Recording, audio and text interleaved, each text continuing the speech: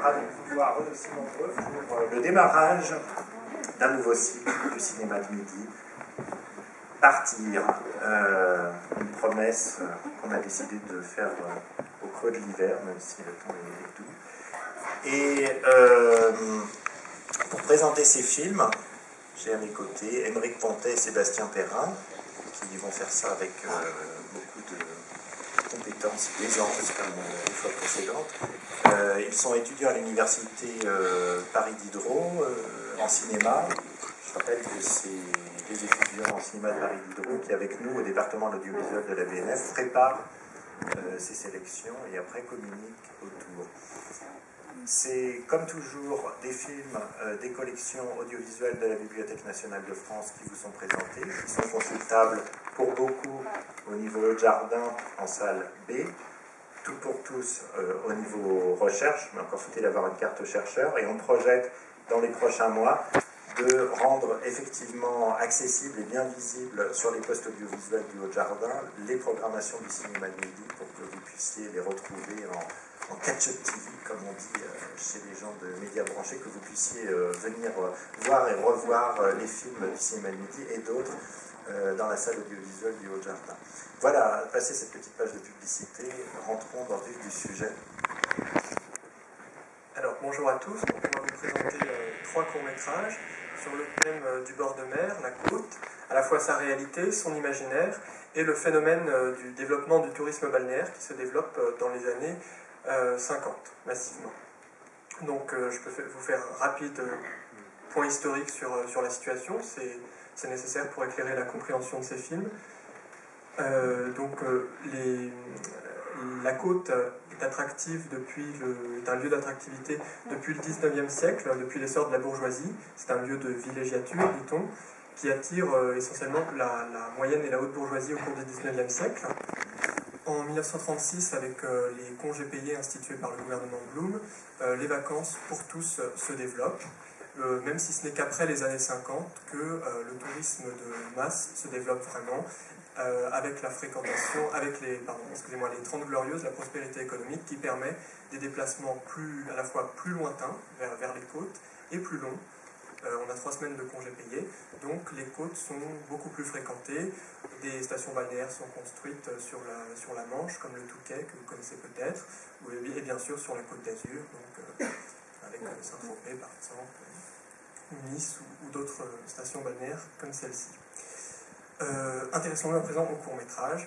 Donc on va d'abord vous montrer un film d'Agnès Varda, un de ses premiers courts-métrages, Du côté de la côte, 1958.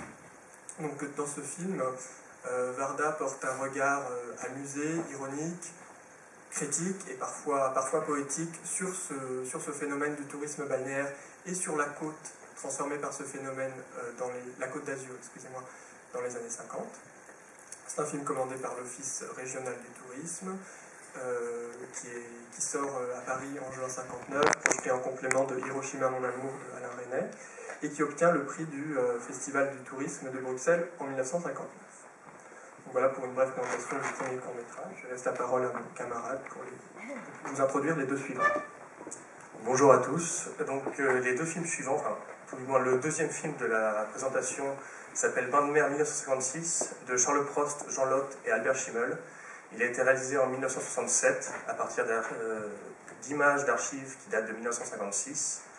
C'est un film qui ne se passe pas sur la Côte d'Azur mais sur la côte normande, donc entre Étretat et Deauville.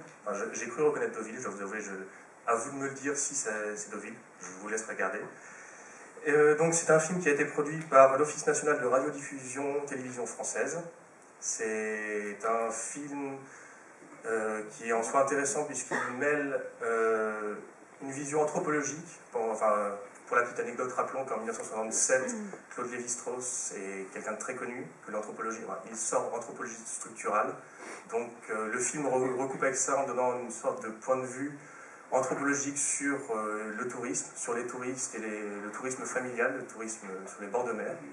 Donc on y reviendra après la projection, mais c'est un élément essentiel qui, à mon idée, est très intéressant.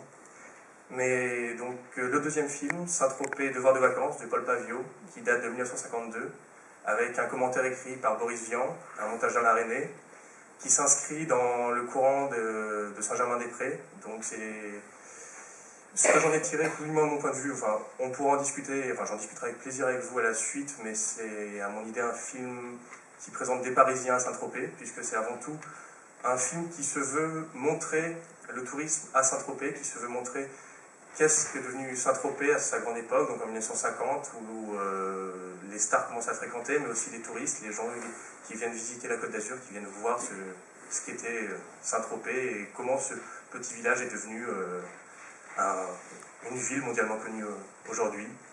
Donc c'est sur ce terrain d'analyse, je pense, de plus sur le commentaire assez ironique, peut-être plutôt sarcastique, écrit par Vian, sur le comique qui est présent dans ce film, un comique très intéressant, mais qui laisse quand même place à une certaine poéticité du documentaire, que je vous inviterai après coup, que nous inviterons, pardon, à discuter. Mais en attendant, bonne projection et à tout à l'heure.